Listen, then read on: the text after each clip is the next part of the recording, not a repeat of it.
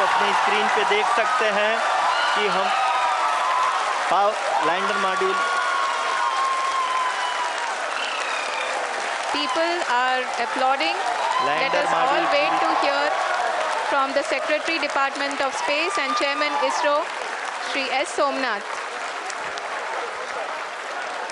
Lander module भारतीय खलाई mission Chandrayaan 3 चांद पर उतर गया। चंद्रयान के चांद पर उतरने के वक्त पर भारत भर में खुशी का समा है।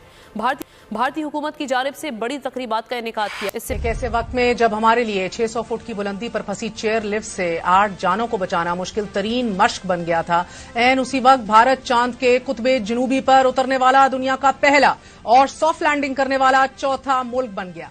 भारत चांद पर पहुंचने वाला चौथा मुल्क है।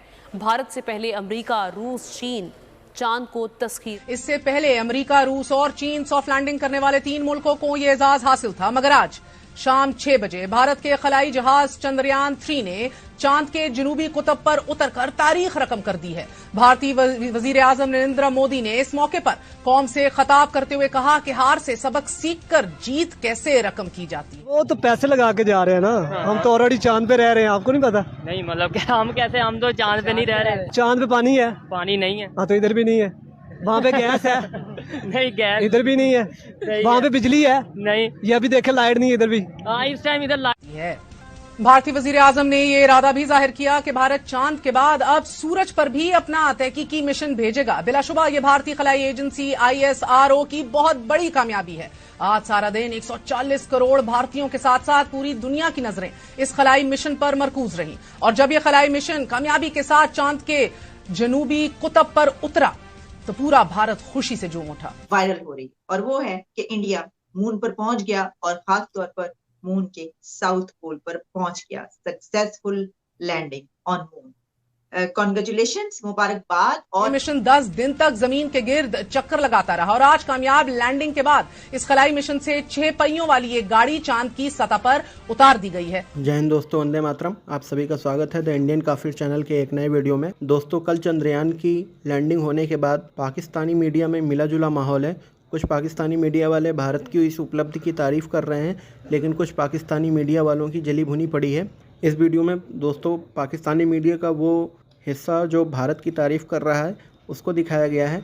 अगली वीडियो जो आएगी उसमें पाकिस्तानी मीडिया या पाकिस्तान के लोग जो भारत की बुराई कर रहे हैं, भारत की तरक्की से जल रहे हैं, उसको दिखाया जाएगा। तो दोस्तों वीडियो इंटरेस्टिंग है। आप सभी से निवेदन है वीडियो को पूरा देखें, हमारे चैनल को सब्सक्राइब करें।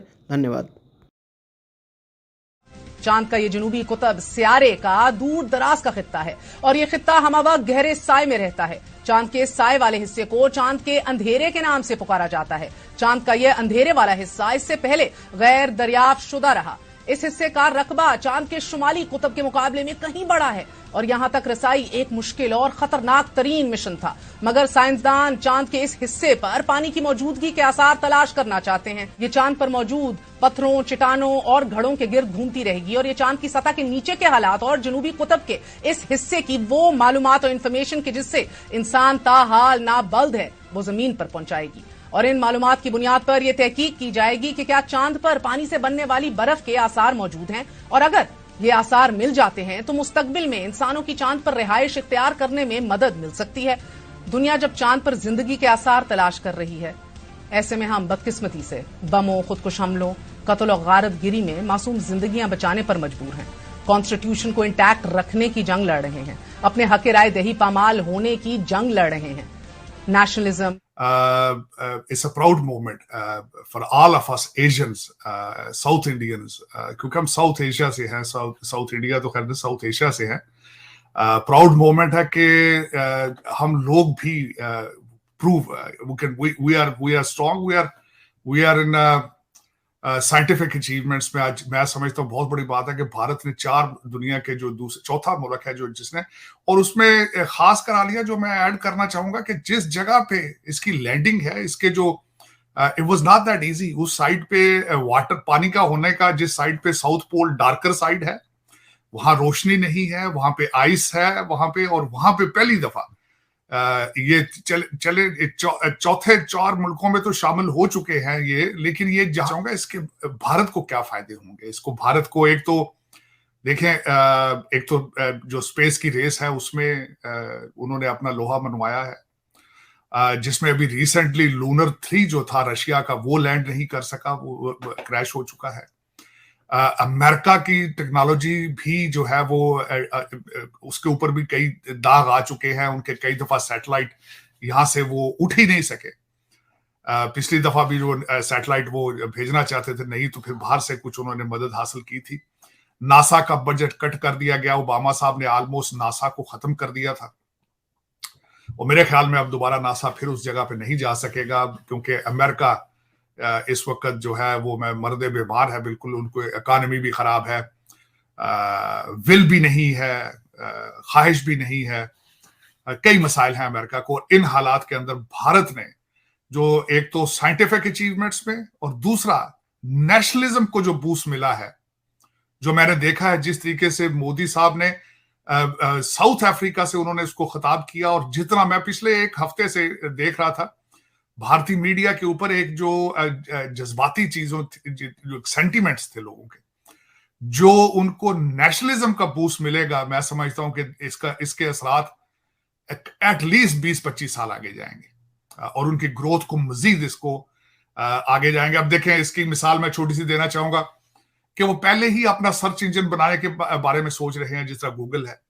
उसके बारे में कंपटीशन कराया जा रहा है भारत के अंदर। अब ये इसकी एक मिसाल है। इस तरह की कई चीजें आएंगी आगे जो भारत को will take it to the next level, to make it पहले मैं हमेशा एक लफ्ज इस्तेमाल करता था, रीजनल सुपर पावर। रीजनल से सुपर पावर से मुराद ये था कि एशिया की पावर। मेरे ख्याल में ये जो चंद्रयान 3 है, it will take them equal to the top level।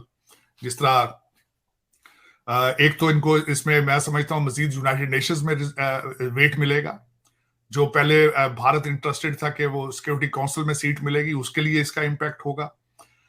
और उसके बाद जो भारत की प्रोडक्ट्स हैं दुनिया में जहां जहां जाएंगी उनको बूस्ट मिलेगा, उनकी क्रेडिबिलिटी, उनकी ड्यूरेबिलिटी, उनकी मार्केटिंग पे इनको इसको चीजें होंगी।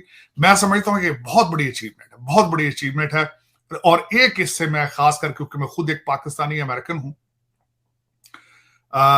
एक जो चीज है मैं आज फिर दोबारा रिक्वेस्ट करना चाहूंगा, जो पाकिस्तानी हैं उनको सोचना चाहिए, और वो नफरतों के जो हैं दरवाजे, जो देखें आपने हमेशा मैं अफसोस के साथ ये कहता हूं कि हिंदू कहकर दरवाजे बंद कर दिए जाते हैं, अपने अकल के भी और बॉर्डर भी बंद कर दिए जाते हैं। दूसरी साइड पे जो ईरान है उनको शिया कह के दरवाजे बंद कर दिए जाते हैं। चाइना भाग भाग के जाते हैं, हालांकि वो भी मुसलमान नहीं है। और मैं जिस तरह आलिया आपसे पहले अर्ज कर रहा था, हमारी बदकिस्मती है कि हर 10 साल के बाद एक अजीब किस्म के इस्लाम का टीका पाकिस्तानी कौम को लगाया जाता है, जिसका इस्लाम के साथ कोई ताल्लुक नहीं है। और उसकी सबसे बड़ी वजह यह है कि दुनिया के अंदर पूरी, this is a universal principle, universal इस टूल है कि जो रिलीजन है वो दुनिया का एक कामयाब तरीन कारोबार है, और उस कारोबार इतना लुक्रेटिव है, इतना आसान है कि आप उसकी एक मैं जिंदा मिसाल ये देना चाहूंगा कि एक आदमी ऑक्सफोर्ड से पढ़ के निकला है, नए पाकिस्तान का ख्वाब दिखाया भी ट्विटर पे, दिखाया भी फेसबुक पे, सोशल मीडिया पे, नए पाकिस्तान का ख्वाब। आज उसको मुर्शिद कहा जाता है, आज उसका नाम मुर्शिद है। एक खातून काला जादू साथ लेके उसके चल रही है। इस किस्म के इस्लाम के टीके उस मुल्क को लगाए जाते हैं। हालांकि मेरी नजर में, जो मेरी एक नाकस नॉलेज है इस्लाम के बारे में, I am not a religious scholar, काले जादू या इस तरह के टूनों की गुंजाइश इस्लाम में मौजूद नहीं, लेकिन इस तरह के टीके लगाए जाते हैं। आज मेरी उसी कौम से एक रिक्वेस्ट है कि खुदा ये नफरतों के दरवाजे बंद करके भारत से कुछ सीखो, भारत के मॉडल को सामने रख के चलो, मोदी साहब के मॉडल को सामने रख के चलो। नेशनलिज्म का मॉडल है वो। मैं और किसी गलत आइडिया ना उससे लिया करें।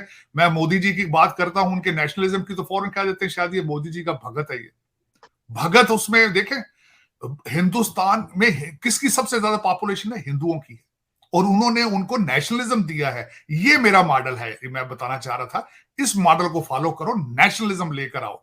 आपके पास सिर्फ पाकिस्तान के डोमिसाइल और पासपोर्ट हैं, यू आर नॉट पाकिस्तानी। आपने पाकिस्तान बनाया ही नहीं है अभी तक। मैं ये अप्रूव कर सकता हूं इन डिबेट कि अभी तक आपने 1947 में अगर ये पाकिस्तान